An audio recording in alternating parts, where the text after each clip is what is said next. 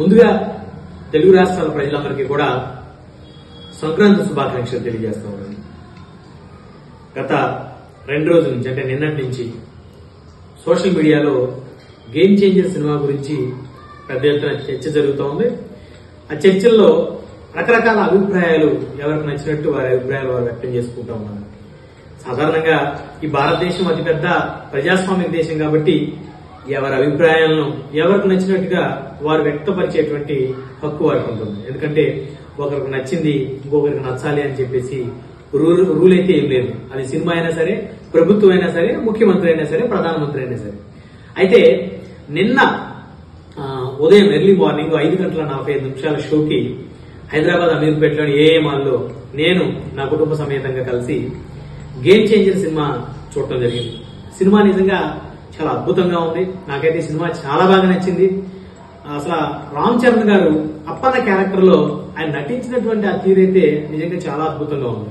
అంటే మాటలు సరిగ్గా రానటువంటి ఒక వ్యక్తి క్యారెక్టర్ లో ఆయన నటించి ఆయనకు వచ్చినటువంటి అవకాశాలు ఏ విధంగా మాటలు మాట్లాడలేకపోవటం వల్ల చేజార్చుకున్నారు అనేటువంటిది ఆయన అక్కడ చాలా స్పష్టంగా చూపించారు ఆ క్యారెక్టర్ లో. అదేవిధంగా ఆయన చంపేటప్పుడు ఆయన కనీసం ఎక్కడ ఉన్నాను అని చెప్పే సందర్భంలో కూడా ఆయనకు ఉన్నటువంటి ఆ లోపం ఏదైతే ఉందో దాన్ని చాలా స్పష్టంగా అక్కడ కనపడినటువంటి పరిస్థితి ఉంది ఆయన క్యారెక్టర్ లో.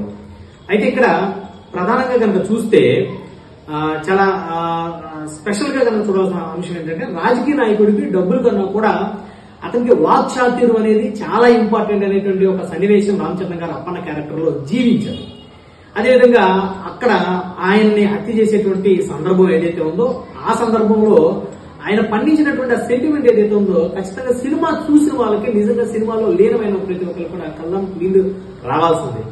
అదేవిధంగా రామ్ చరణ్ గారు నటించినటువంటి ఏదైతే ఐఏఎస్ క్యారెక్టర్ ఉందో నిజంగా చాలా అద్భుతం. అంటే ఇప్పటికీ కూడా తెలుగు రాష్ట్రాలు కదా ఈ దేశంలో ఒక ఐఏఎస్ అధికారికి ఈ స్థాయిలో అధికారాలు ఉంటాయా అని చెప్పేసి నేటి తరం జనరేషన్ తెలుసుకునే విధంగా ఈ గేమ్ చేంజర్ సినిమాలో రామ్ చరణ్ గారి యొక్క నటన నిజంగా చాలా అద్భుతం అని చెప్పొచ్చు. ఎందుకంటే ఒక జిల్లా కలెక్టరు ఆ జిల్లాకి మొట్టమొదటి పౌరుడు అని చెప్పేసి ఆయన చెప్పినటువంటి విధానం ఏదైతే ఉందో జిల్లాకి ఆయనే మెజిస్ట్రేట్ అని చెప్పినటువంటి ఆ డైలాగ్స్ ఏదైతే ఉన్నాయో ఒకసారి అంటే ఒక కలెక్టర్ గారి యొక్క అధికారాలని మళ్లీ ప్రజలకు తెలియజేసే విధంగా అంటే ఈ రోజు ఒక అధికార పార్టీ ఎమ్మెల్యే కలెక్టర్ గారి మీద కూడా పెత్తనాన్ని చెలాయించేటువంటి పరిస్థితులు ఈ రోజు ఈ దేశంలో ఈ ప్రజాస్వామ్య దేశంలో చాలా క్లిస్టర్ క్లియర్ గా కనబడతా ఉన్న పరిస్థితి ఉంది. గతంలో కూడా ఎంతో మంది ఐఏఎస్ అధికారులు రాజకీయ నాయకులు చేపించినటువంటి పనుల వల్ల జైలు గోడల మధ్య కూడా బతికినటువంటి పరిస్థితులు ఉన్నాయి. కానీ నిజంగా ఒక ఐఏఎస్ అధికారి యొక్క అధికారాలు ఏ విధంగా ఉంటాయి, ఏ విధంగా ఒక ఐఏఎస్ అధికారి నిజాయితీగా కనుక తన కర్తవ్యాన్ని నిర్వర్తిస్తే ఈ రాష్ట్ర ప్రజలకు ఈ దేశ ప్రజలకు ఏ విధంగా సేవ చేయగలరనేటువంటి ఒక అంశాన్ని ఏదైతే ఉందో చాలా క్లిస్టర్ క్లియర్ గా ఈ తరం జనరేషన్ కి చూపించినటువంటి వ్యక్తి రామ్ చరణ్ గారు.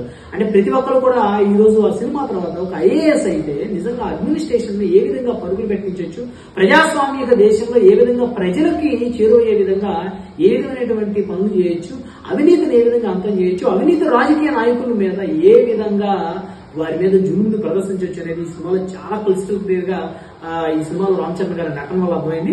ఇంకొకటి ఏంటంటే ఈ సినిమాలో ఎక్కడా కూడా అశ్లీలత అనేటువంటి పదానికి ఈ సినిమాలో ఎక్కడా కూడా తావలేదు. ఇది నిజంగా రామ్ చరణ్ గారిని అదేవిధంగా సినిమా డైరెక్టర్ ని ఖచ్చితంగా నేనైతే మనస్ఫూర్తిగా అభినందిస్తాను. ఎందుకంటే ఈ తరం జనరేషన్ అశ్లీలతకి అలవాటు పడ్డటువంటి పరిస్థితులు ఉన్నాయి ఎక్కువగా. ఎందుకంటే సినిమాలు కూడా ఆ విధంగా వస్తున్న పరిస్థితి. ఇంకొకటి ఈ సినిమాలో ఎక్కడ కూడా క్రైమ్ ని ప్రేరేపించేటువంటి అంశాలు 1% కూడా లేకపోవడం అనేది ఈ సినిమా యొక్క గొప్పతనం.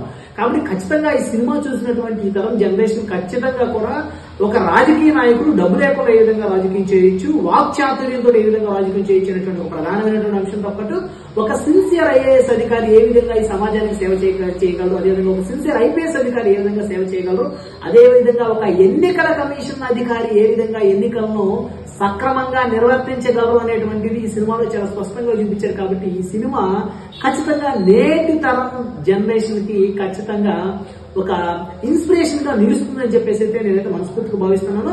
ఇలాంటి సినిమాలు వచ్చినప్పుడు ఖచ్చితంగా మనం అయితే సపోర్ట్ చేయకపోయినా కూడా వ్యతిరేకించేటువంటి పరిస్థితులు చేయొద్దు. నేను ఒక మెగా కుటుంబ అభిమానిగా సినిమాల్లో ఖచ్చితంగా నేను చిరంజీవి గారి అభిమాని గర్వంగా చెప్పుకుంటాను. చిరంజీవి గారి సినిమాలు, పవన్ కళ్యాణ్ గారి సినిమాలు, రామ్ చరణ్ గారి సినిమాలతో పాటు బాలకృష్ణ గారి సినిమాలైనా జూనియర్ ఎన్టీఆర్ గారి సినిమాలైనా ఖచ్చితంగా నేనైతే చూసేటువంటి పరిస్థితి ఉంది, చూడాలన్న ఇంట్రెస్ట్ ఉందో చూస్తాను కూడా. అదేవిధంగా రేపొద్దున జగన్మోహన్ రెడ్డి గారిని అభిమానించి హీరోలు ఎవరైనా సినిమాలు చూసినా కూడా ఖచ్చితంగా ఆ సినిమా బాగుంది, ఒక మెసేజ్ ఓరియంటెడ్ సినిమా అంటే ఖచ్చితంగా నేను కుటుంబ సమేతంగా వెళ్ళి సినిమాలు చూసేటువంటి ఆ ఆలోచన నాకు ఉంది. ఎందుకంటే ఒక వ్యక్తిని మనం అభిమానించినప్పుడు ఆ వ్యక్తికి ఆపోజిట్ గా ఉన్న వాళ్ళని మనం అయితే ద్వేషించకూడదు. అదైతే ఖచ్చితంగా నేనైతే ఆ ప్రిన్సిపల్స్ అయితే ఖచ్చితంగా పాటిస్తాను. సో కాబట్టి ఈ తరం యువత ఖచ్చితంగా గేమ్ చేంజర్ లాంటి ఒక మెసేజ్ ఓరియంటెడ్ సినిమాని అందరూ కూడా ఆదరించాలి అని చెప్పేసి ఒక జర్నలిస్ట్ గా నేనైతే నా యొక్క అభిప్రాయాన్ని వ్యక్తం చేస్తున్నాను. అందరికీ నమస్కారం.